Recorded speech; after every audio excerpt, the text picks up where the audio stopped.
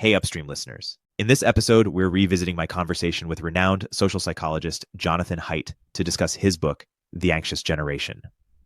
We explore the troubling effects of social media on youth mental health and Jonathan's controversial recommendations for smartphone and social media use among teens.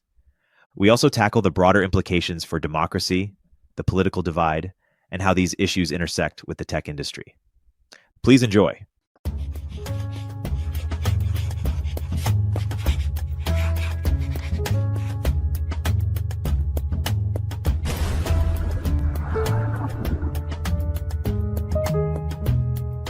John, welcome back to the podcast. It's great to chat again.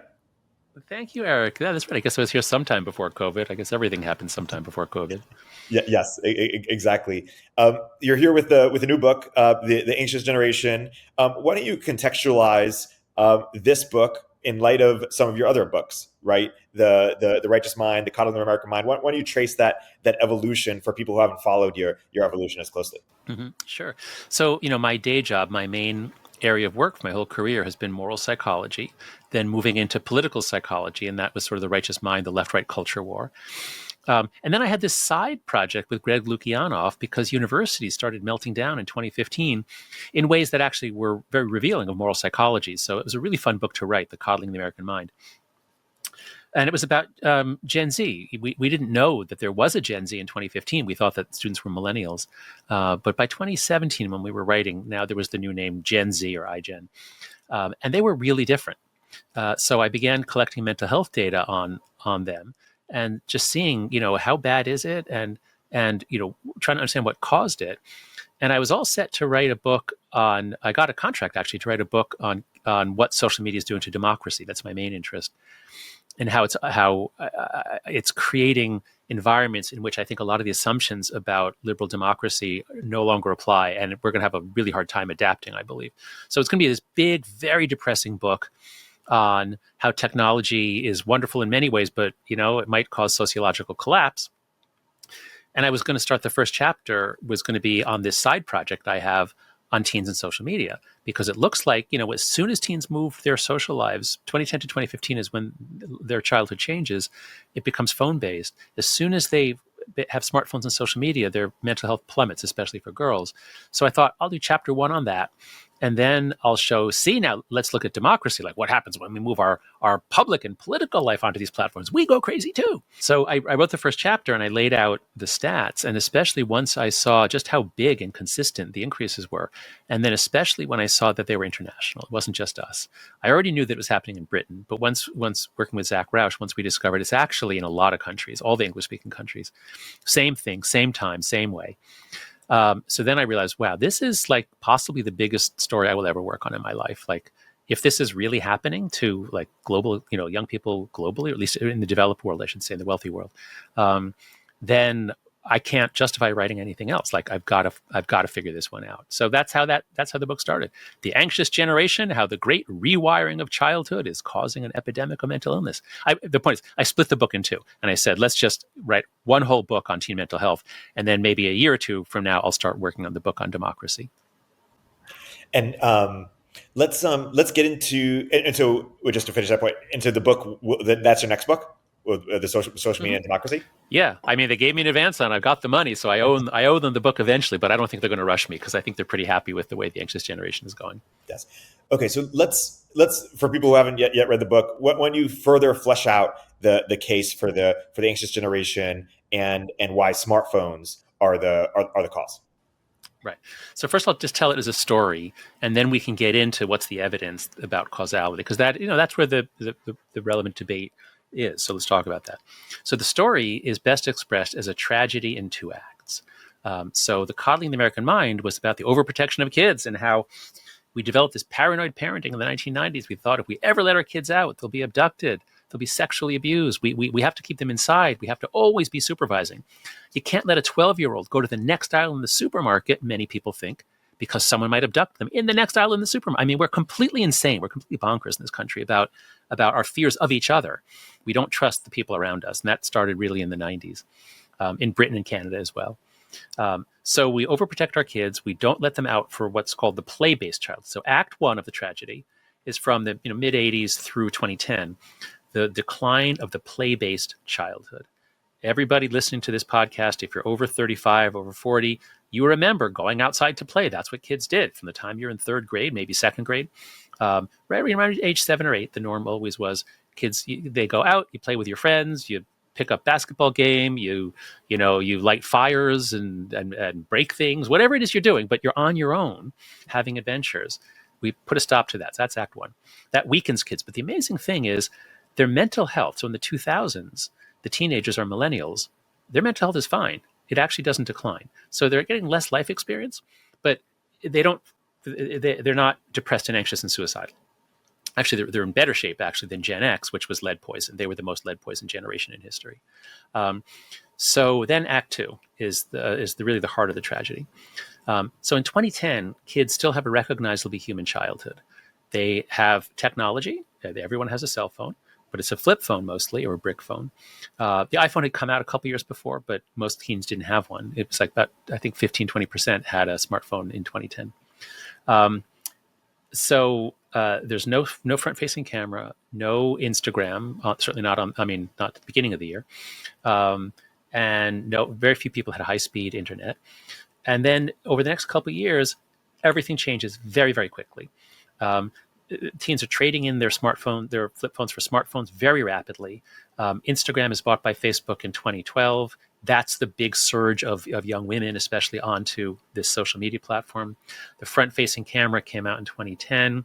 High-speed internet, unlimited texting. Now everything, you've got the entire internet in your pocket whenever you want, everything all the time for free. That wasn't possible in 2010. By 2015, that's normal human childhood. Kids are spending, now it's about 8 or 9 hours a day on their phones. I don't remember what it was back in 2015, but it was high. So the point is, recognizably human childhood in 2010, kids' mental health is fine. There's no sign of any problem all the way up through 2011. And then right around 2012, 2013, everything goes haywire, especially for the girls. It's very sharp for the girls, a little more diffuse for the boys. So that's the story. We've overprotected our kids in the real world. We've underprotected them online.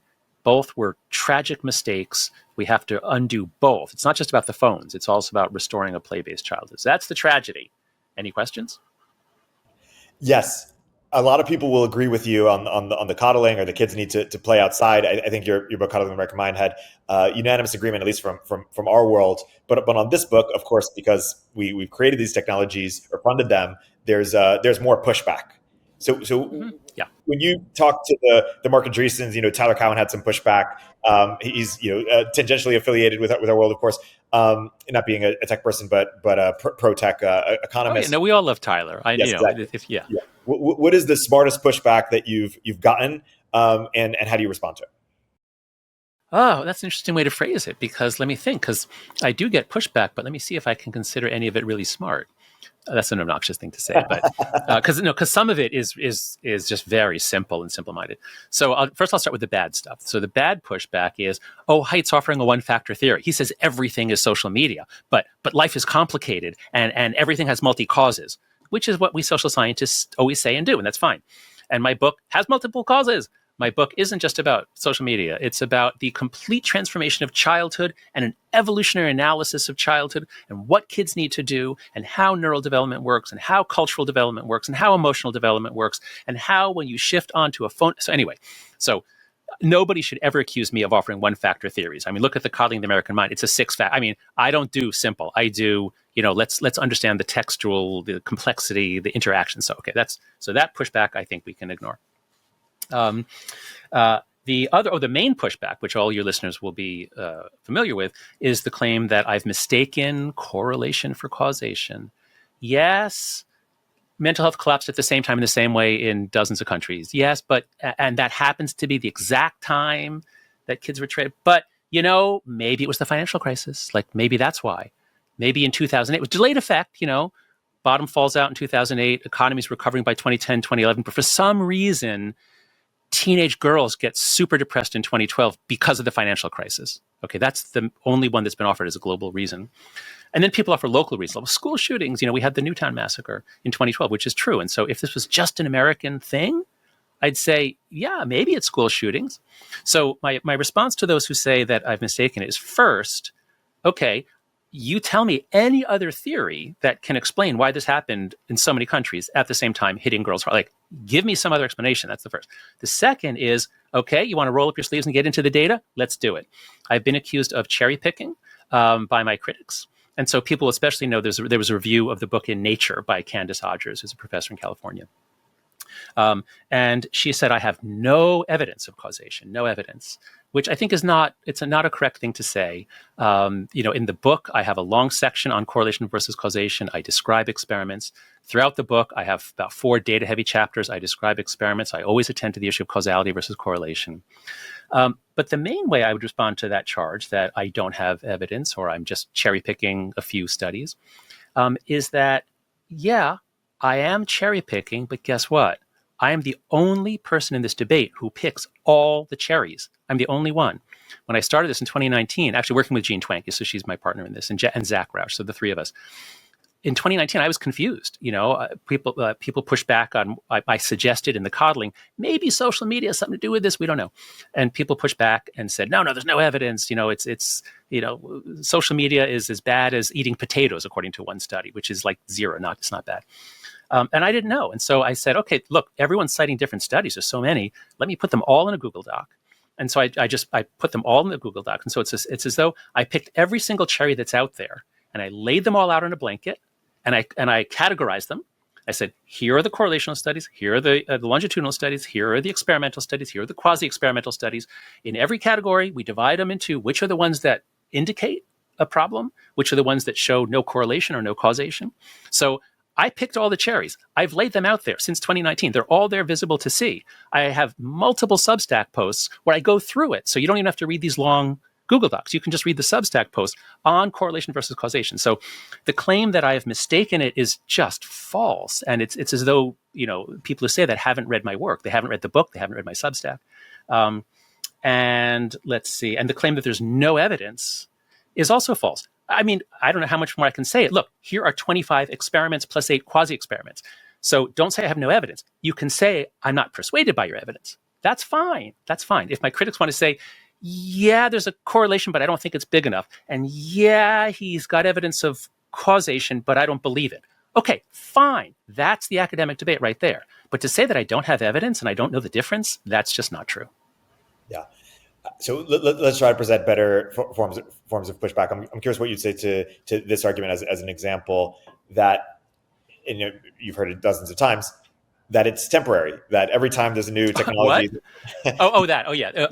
Just another moral panic. This always happens. Yeah, right. Yeah, and that we're going to develop the antibodies to get used to it. And people are saying the same thing about novels or TV or other. You're not sympathetic to that. Not at all. Not at all. Why is that? But put it this way.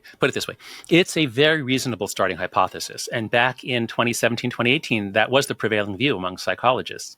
We've been through this with TV and video games and radio and novels. And Socrates was worried about writing. So perfectly reasonable to start with that hypothesis. And of course, we have to be wary of moral panics because, a few scare stories, the media runs with it. But here's why this is so different. So different. So first, there's never been a new technology where as soon as, really within a year or two, as soon as kids moved on to it, you see huge mental health effects. That didn't happen with novels, as far as I know. Didn't happen with radio or TV. That's the first. The second is that a traditional moral panic is fueled by very rare stories that perhaps never happened that are blown up by the media. So that some kid, he shot up his school and he watched video games, he did, so it's a rare thing. Or a kid smoked reefer and chopped off his parents' heads, and then the media runs with the story.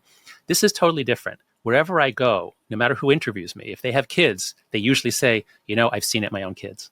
Or, a friend of mine, his daughter committed suicide. I mean, this is not occasional scare stories. This is, most people are seeing this in people they know. So this is gigantic. This is not like previous moral panics. And then another difference is that in previous moral panics over what the kids are doing, the kids are like, leave us alone. We like this. Not now. Talk to members of Gen Z. If you survey them, if you ask the question in the right way, because they don't want to be taken off it. But if you say, well, what if everyone's off it? Then they say, oh, yeah, that would be great. So there was a study came out from University of Chicago, Leonardo Bernstein, they college students, they said, how much would we have to pay you to get you to give up TikTok for a month or Instagram? And they gave some number of dollars they'd have to be paid. But then they said, now we're trying to get everybody in your college to do it. If we could get everyone to do it, to go off for a month, now how much would we have to pay you? And the scale included that you pay us. And the answer is, if you say everyone's going to get off, the people say, oh my God, I would pay $100 for that. Like, that would be great if we can get everyone off. And my students say the same thing. They're on it because everyone else is. So we've never had, this is just not like a previous moral panic. The evidence of harm is gargantuan, and all the signals of a traditional moral panic, which is groundless, those signals are absent.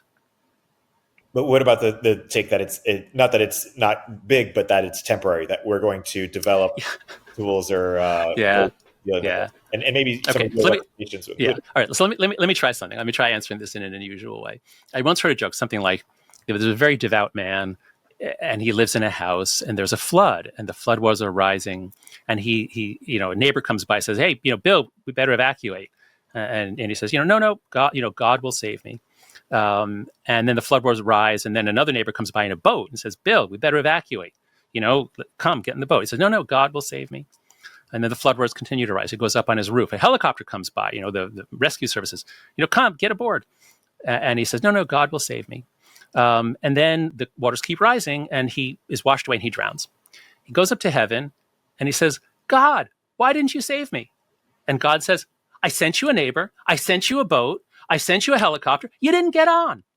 Okay, so now the reason I told that joke is because, like in my conversation with Tyler, I really like Tyler. We disagree, especially on the role of government. That's that was our big disagreement. But Tyler was like, well, we're going to adapt, and I'm like, yeah, we're going to adapt by keeping kids off until they're 14 on a phone, and keeping them off until they're 16 on social media. And we're going to adapt by having phone-free schools. Like, this is how we adapt.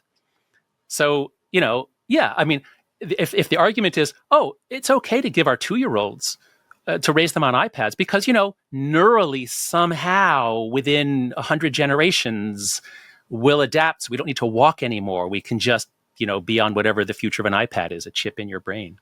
So, yeah, we're not, childhood is a product of evolution. We can't change our evolution. Kids need to run around, unsupervised, take risks, play with each other, have conflicts, and none of that happens in a helpful way on social media. It happens in a weird way that doesn't seem to produce growth. We'll continue our interview in a moment after a word from our sponsors. Hey everyone, Eric here. At Turpentine, we're always looking for ways to streamline our work. That's why we use Notion for all our internal documents. It's been a game changer for us, and I want to tell you why. Notion is this amazing all-in-one workspace that combines your notes, docs, and projects.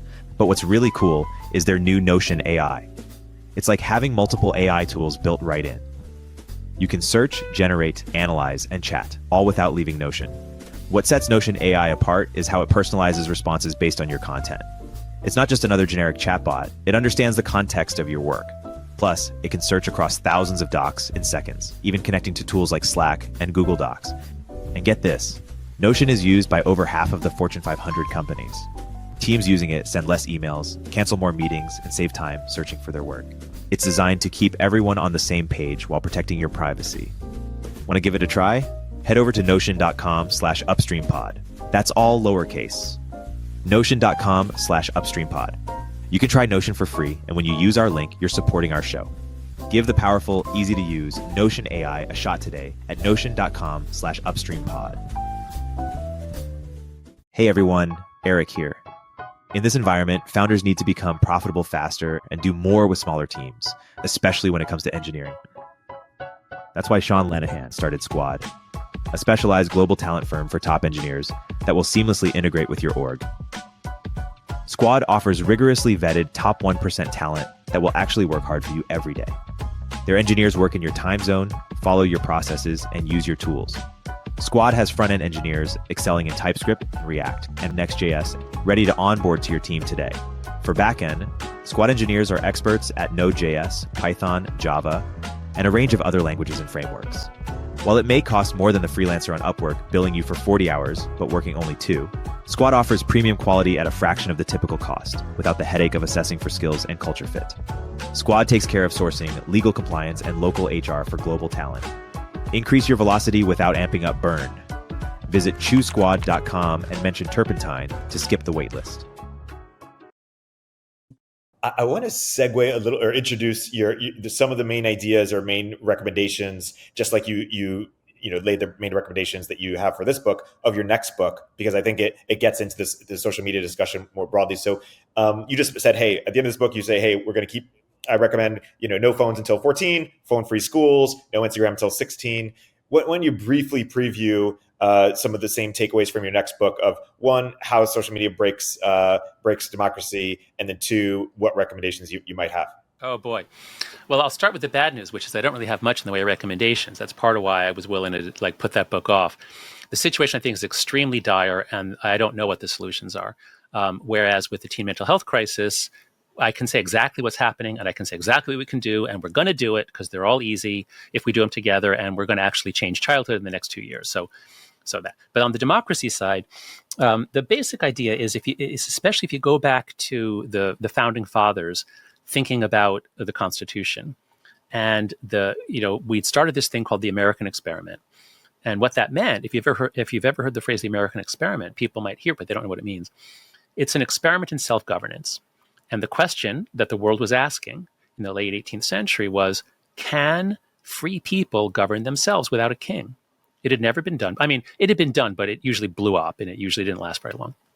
There were democracies in the past, but they burned up very quickly. And the founding fathers knew that. They read everything they could on ancient history, on democracy. They were amazing social psychologists. And so, especially if you read Federalist 10, Madison writes about, I forget the exact quote, it's a beautiful quote, but our tendency to get upset over trivia, and if nothing is happening, we'll make something up and then we fight about it. He talked about how the passions of the people are such that they're inflamed by demagogues. And so you don't want a direct democracy. What you want is an indirect democracy where the people can ultimately kick them out of power if they're not happy, but the people don't get to make the rules, because you don't want what California has, where you do everything with these stupid, what do you call them? Everybody votes on something. What are they called? Not amendment.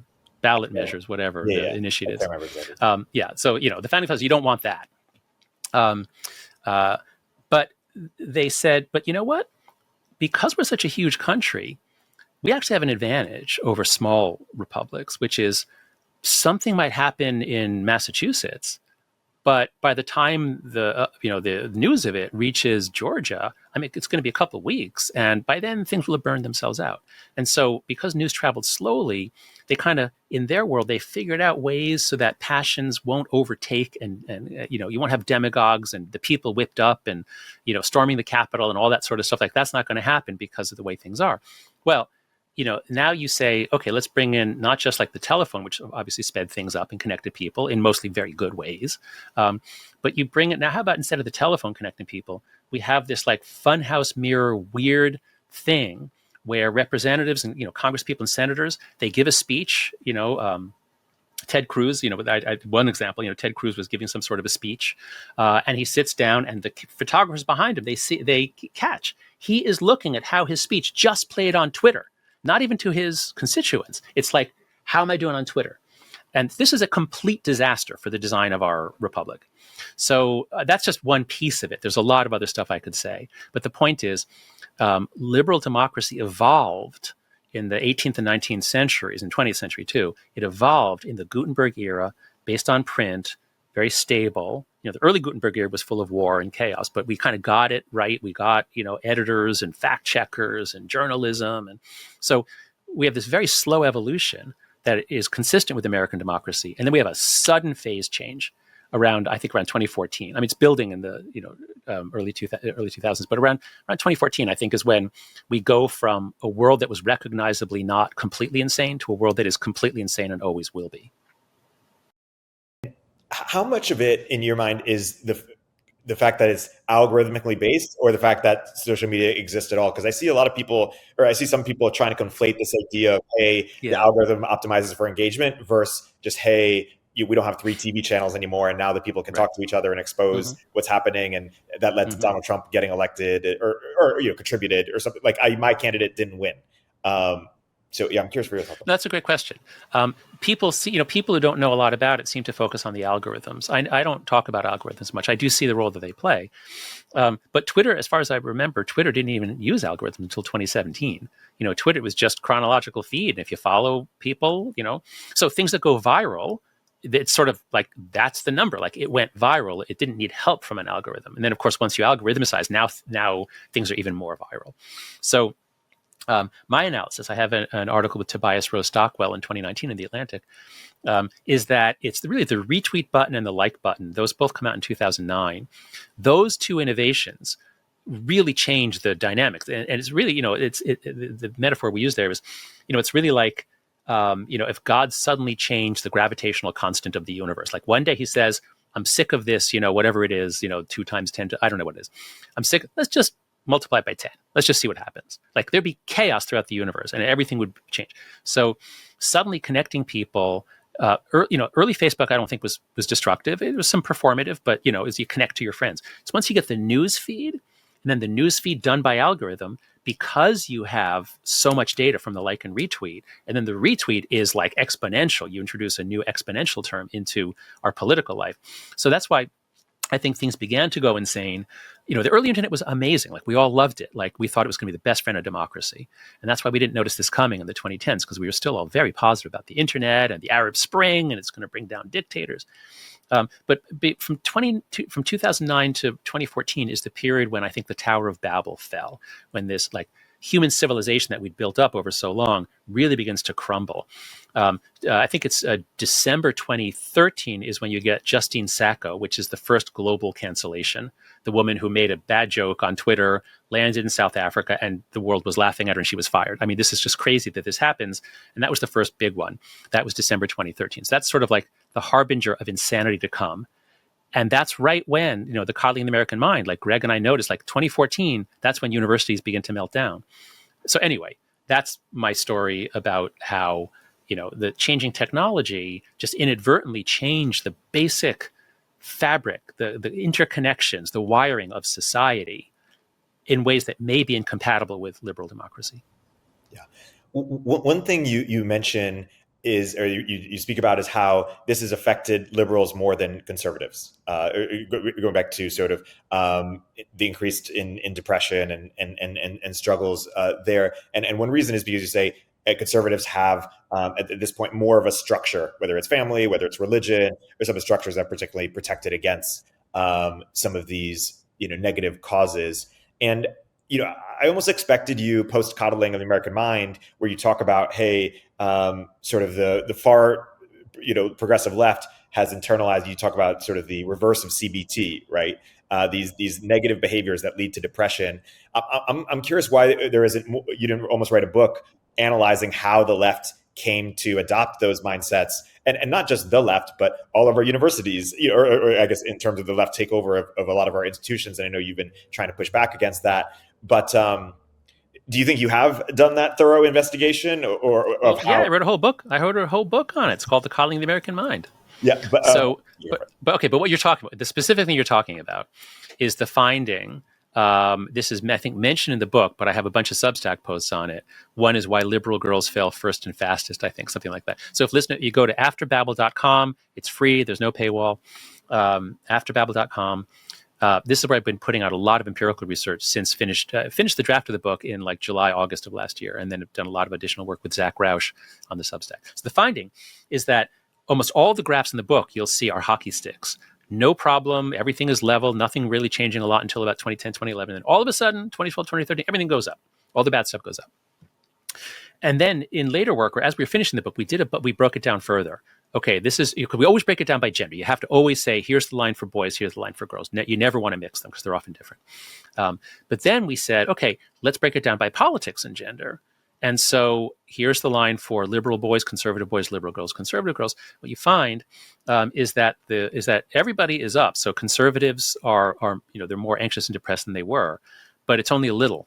Whereas the liberals, especially the liberal girls, they go up first. So they're already going up by 2012. Conservatives, it takes another year or two before they start going up.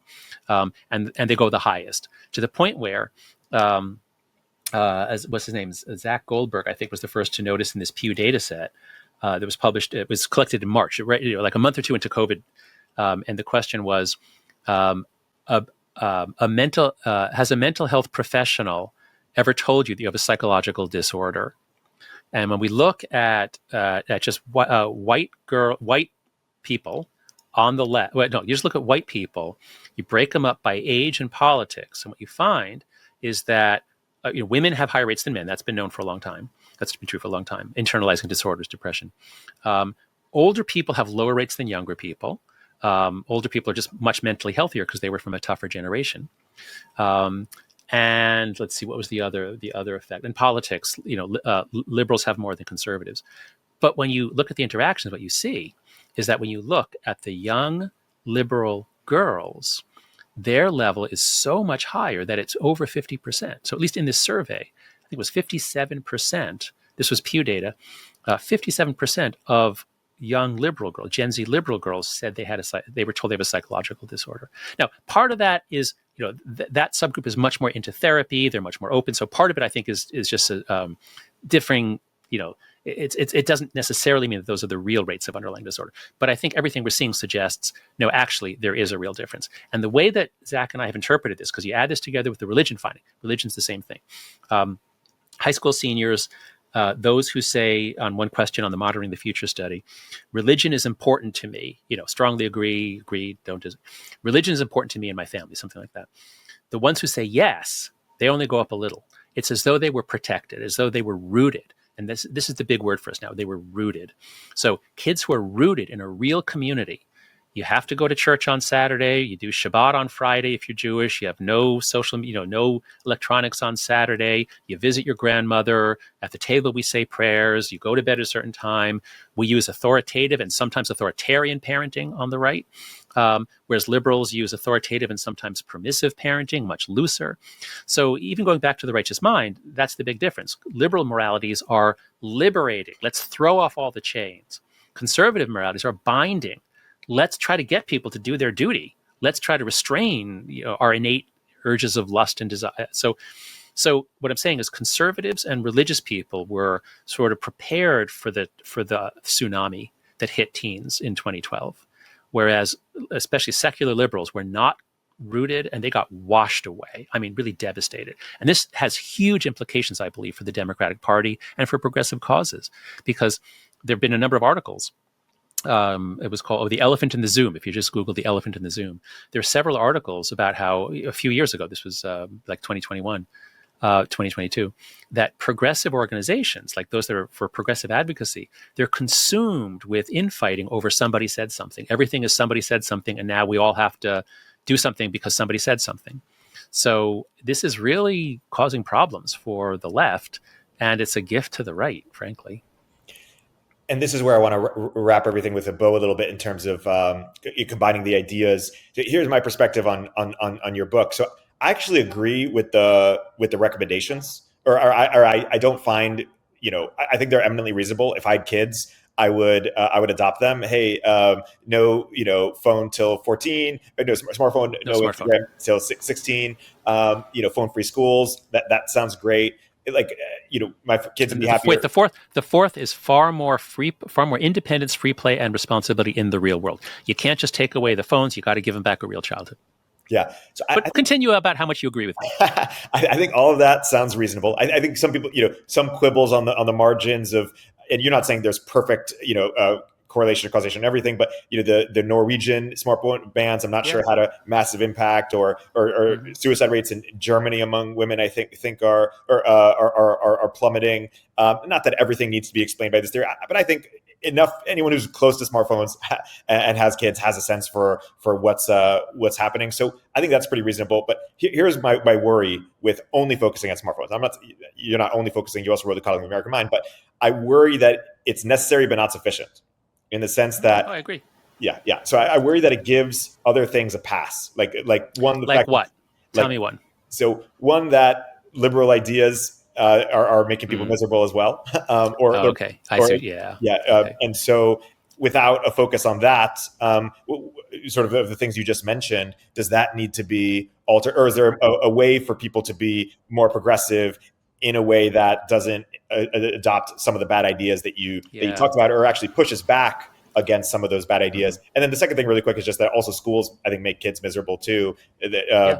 So that's my point. But just briefly, schools make kids a lot more miserable now than they did before 2012. Gene Twenge and I have a paper analyzing PISA data from around the world. Guess what?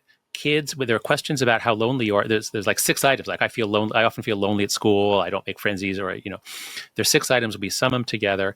They were pretty stable from 2001 through 2012, and then after 2012, all over the world, kids are more lonely in school because they're not talking to each other in between classes. If the school has been successful in making everybody hide their phone in their lap, that's what my kids do in New York City public schools. You're not allowed to use your phone in class. You have to hide it in your lap. And so if the schools are successful in suppressing some use during class, as soon as class is over, they're on their phones.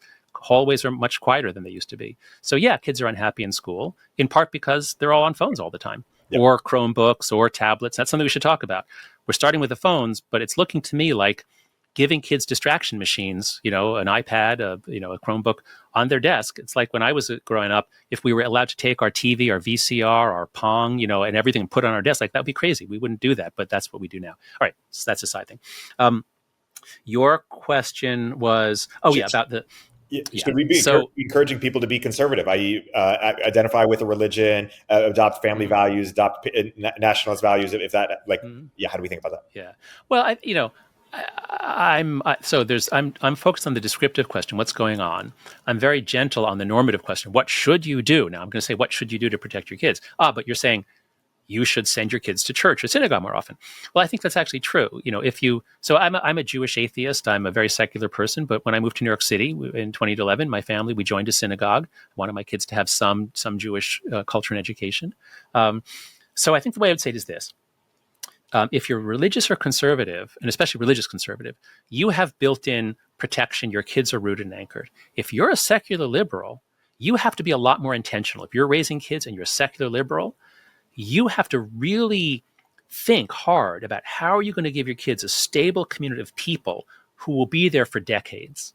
It's not enough to send them to different lessons and play groups and this emotion discussion group and that, meditations. That's not real community. That's temporary. So secular liberals have to be much more intentional going forward. And also, religious conservatives have many more controls on phone use, whereas secular liberals are more like, honey, do whatever you want. They're more permissive. So secular liberals really are going to have to work harder than religious conservatives going forward. I would put it that way. It's, I see the point of your question. It was, I said all this stuff in the coddling that people who are anti-woke love. Why didn't I say all that stuff in The Anxious Generation? And the answer is, this is, I think, the biggest public health crisis we've ever had for young children. I mean, the bubonic plague was much worse, but there weren't that many people back then. In terms of the total destruction of human capital, now that we have 8 billion people and some large number of children, and we're just talking about the developed world. Now that so what's happening is so massive that I really want these norms to be effective. And so I did make a decision when I was writing the book. You know what? I'm not going to do any politics stuff. Let's just I can do that on the Substack if it's relevant. I can do it when but the book, right now, as you see in Congress, every bill, they've got Republican sponsors, Democratic sponsors, like Congress, because they mostly have kids. I was just down there a couple of weeks ago. They're almost all parents, and they all see it, and they are working together on this. And so I just made a decision. You know what? Let's just keep this apolitical. We've got to work together, side by side. We've got to work together to change childhood back to a human and humane form. Yeah, and I get the pragmatic nature of it. I think there's some percentage of parents. I don't know if that's 30% of parents or closer to 50 or more or less, who might say something like, "Hey, we take the smartphone away in schools. That's great, but what that doesn't solve the problem that I worry about is that they're being taught ideas about race or gender or something else in school. in schools that are making them miserable. No, that's true. I see what you're saying. No, I do agree with that. I do agree that, and I have a Substack post on this.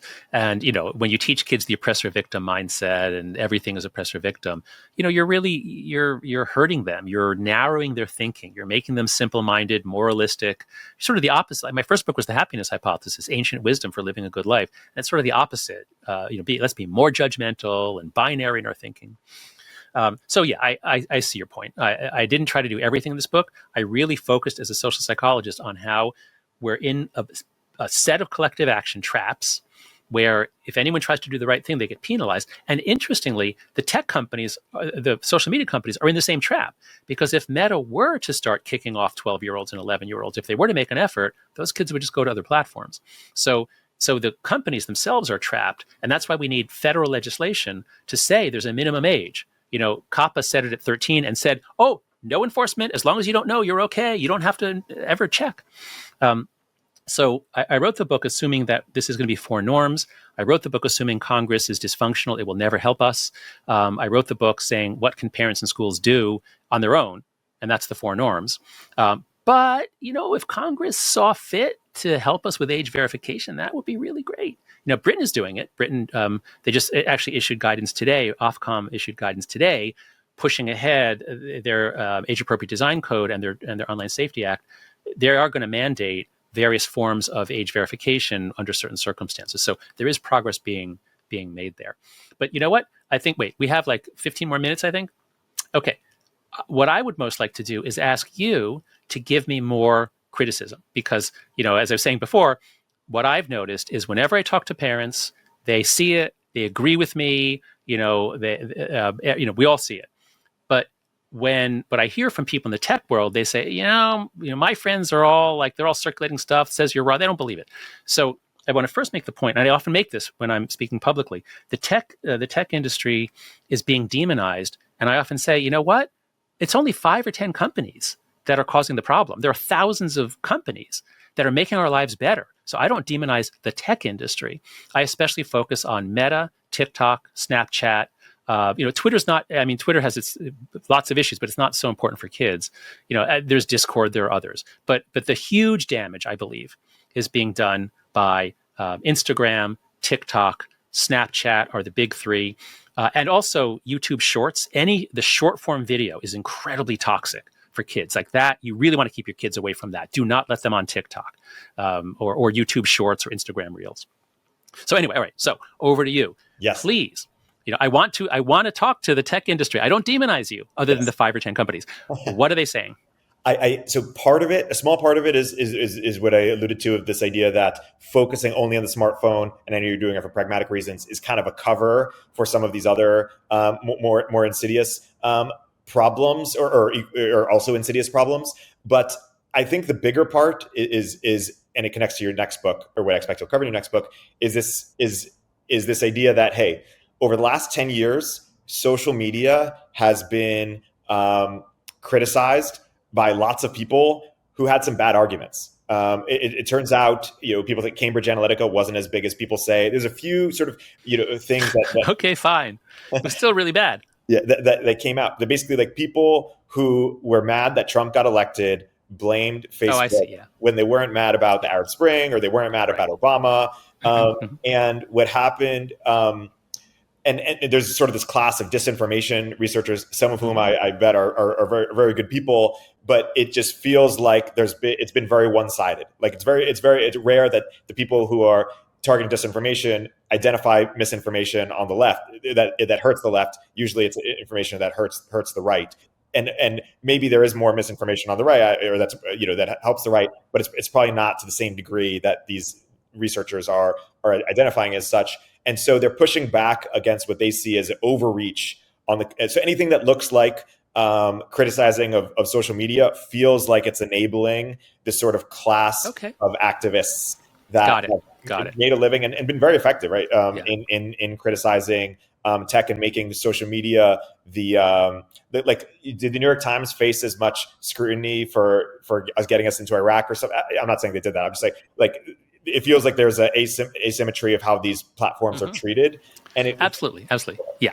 So, okay. So, I'd like to address that. So, I think the COVID response in this country was so disastrous. The scientific community really politicized things, and especially as everyone on the right is really, especially talks about how they were told you can't go to church. We're going to arrest you if you go to church. Oh, but Black Lives Matter protest. Well, that's for justice. So yes, go ahead and do that. And so over and over again, it is clear. And look, one of the biggest problems I've been working on. Let me put it this way: my mission is to help to use research in moral psychology to help important institutions work better, because without our institutions, we are headed for collapse. So I've been focused on universities as a key institution. And in 2011, I began to notice, you know what? Wait, we're all on the same team here. Everyone's on the left. There are no Republicans in psychology. There's one. I found one. And I said, this is really bad. Like, we just for the quality of our work and for the fact that Republicans aren't going to support us if so many of us are being activists and using our research to help the Democrats. Like, we got to stop this. So I've been and that's what led me to co-found Heterodox Academy, the idea that we need viewpoint diversity. And what we've seen happen in the 2010s, and driven in part by social media, is that sort of the natural left-right asymmetries have gotten super amplified. So that, journalism always leaned left, but now it's like really far left. And museums, always leaned left, and now they're crazy far left. And, over and over again, we're seeing a purification. And when you get a purification politically, then you get sacred values, and the group acts like, by any means necessary. We're going to advance this agenda, even if we have to betray our fiduciary duties, our professional responsibilities. So I hear those critiques about how, anything that's about content moderation is going to favor the left. Like, yep, you're right. That is going to happen. And that's why I almost never talk about content moderation. I am, especially because my good friend Greg Lukianoff has rubbed off on me. I am naturally very concerned about free speech and about censorship. And so a really important point here is that everyone focuses on the content, and the content isn't that important. And this was Marshall McLuhan's point about television when he said the medium is the message. So back in, in the 1950s and 60s, it was all like, there's too much sex and violence on TV. We have to protect kids from seeing sex and violence. It's all about the content. And that's what Mark Zuckerberg wants, is let's keep the focus on the content because, Senator, we have world leading, as he said in his testimony, we spend a lot of money. We are the best in the business at getting this content off. And that's important to do. That's a good thing to do. But these platforms, especially I think Facebook and Instagram and Twitter, they're complex ecosystems that were designed with no immune system. There's no immune system to catch. Now we've got Nigerian sextortion rings. Welcome to Instagram. There's no immune system on these platforms, and really bad stuff happens. This is not about content. This is about structure. This is about architecture. This is about design decisions, and so that's why that's what I mostly focus on. And so one of the design decisions is, how about if we have no age gating, we just make people say they're 13? And then, that's a terrible, terrible idea. And so what I'm pushing for, these are all content neutral, politically neutral. I'm not saying let's keep liberal kids off, but let's let the, conservative kids on so they get messed up. Like, I'm not saying that. I'm saying, let's look at the big things that are changing the nature of childhood. Now, of course, the beheading videos. I mean, I was just in the UK, and there's a lot of talk about beheading videos, the sextortions, the suicides from sextortions. Well, that's not. Oh, and then I heard about. Have you heard about the cat in a blender video? Do you know what that is? No. It's exactly what you think it is. Oh, God. Now, I have not watched it because I do not want to watch it, but it was a real video. It was a guy in China, but a lot of kids have seen this. And so so content does matter. I mean, the horrifying content, we can all agree, like, kids should not be seeing beheadings and cats whipped up in a blender. Like, that's just not something we should be exposing them to. But the big change is going to come from the 4 norms that I talked about. I'll just list them again for your audience because repetition is good. No smartphones before high school. No social media, not just Instagram. No social media before 16, and this includes Snapchat. No phone-free schools. Just, you have to lock them up in the morning. You get them back in the afternoon in a phone locker or your underpouch. And the fourth is more independence, free play, and responsibility in the real world. And I co-founded letgrow.org with Lenore Skenazy. If you have kids under about the age of 12, please go to letgrow.org and support letgrow.org.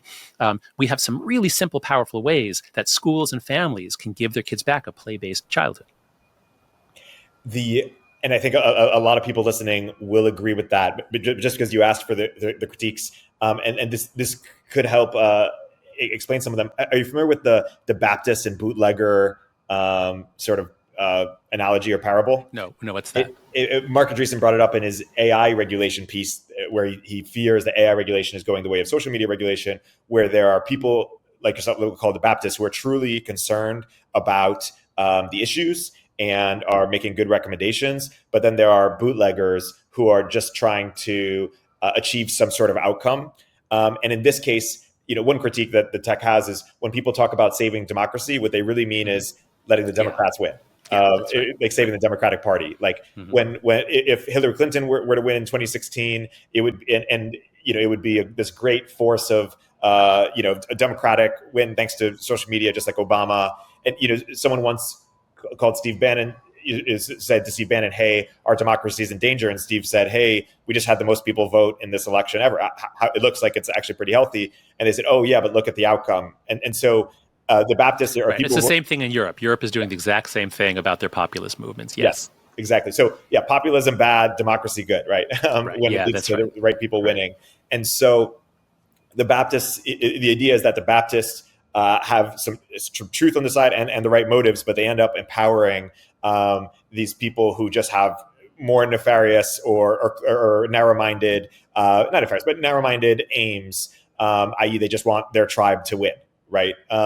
And so that is a concern that people especially have as you face in your next book, but also here because it's a critique of social media and involves potentially some regulation. Yeah. Okay, but still, that's still focused on content. I mean, I don't, if I'm recommending that we delay and keep kids off till 16, am I a Baptist? Maybe, but how is that enabling bootleggers? Like what you said makes sense when people think everything is content moderation. And I'm like, how about we talk about everything other than content moderation? Content moderation, where it's impossible to do it well, and it's going to be political. We can't stop that. And it's going to produce backlash. So that's why I just don't talk about content moderation. Let's talk about everything else. That's where most of the action is. It's somewhat content moderation in the sense of they can't see the content on their phones at school or maybe before 14 or 16. That's not content moderation. I mean, that's like saying, not letting them take heroin is like plant intake moderation or something. I guess another version would be like bad analogy.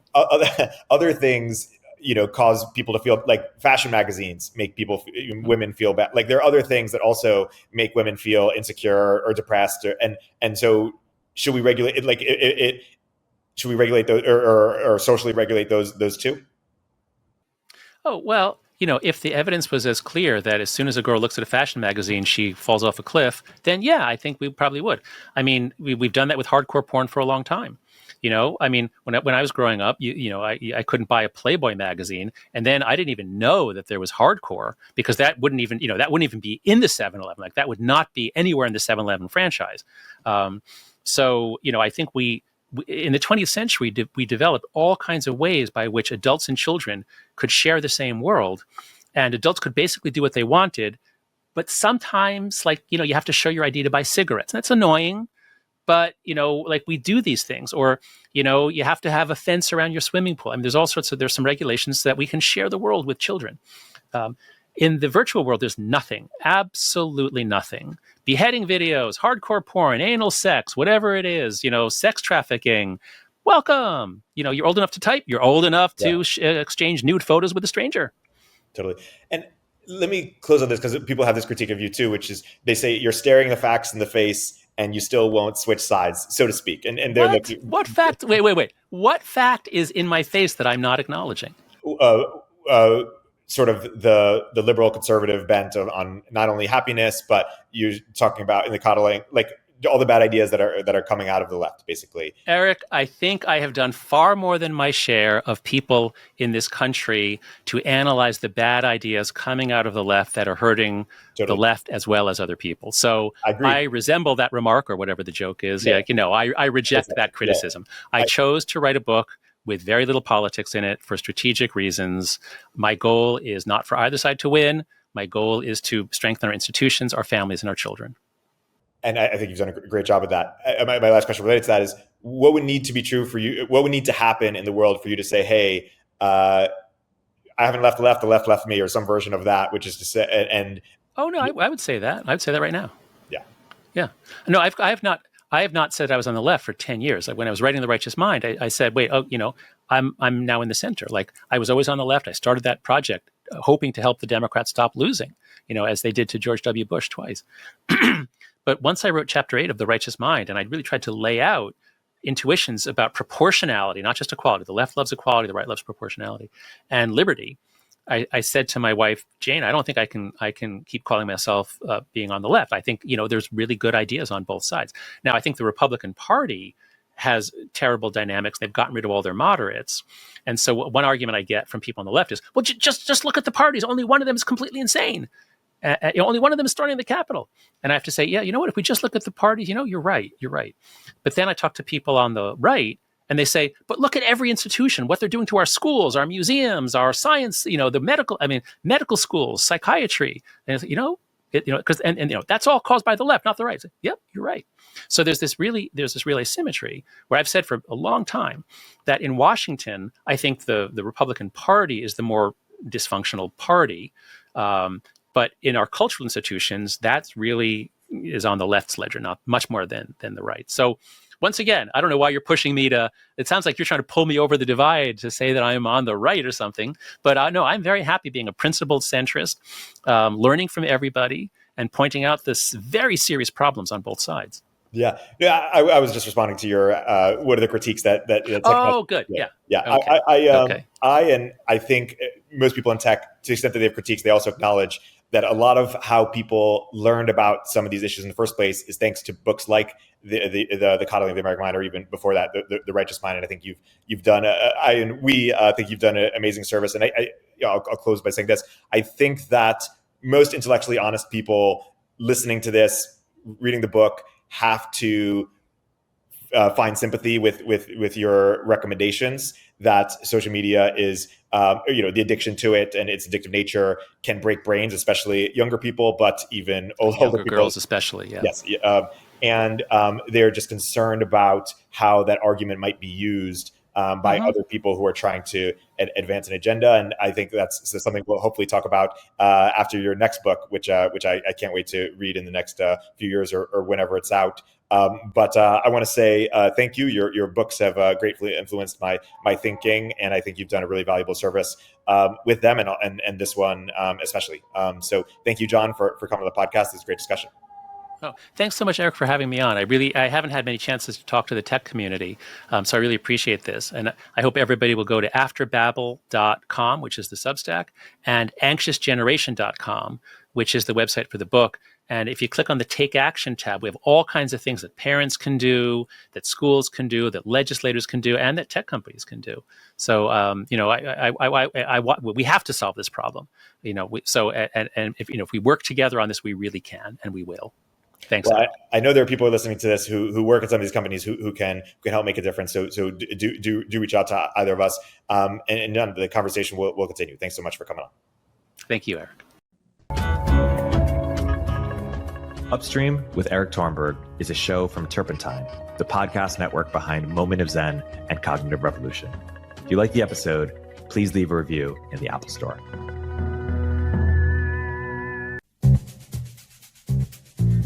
Hey everyone, Eric here.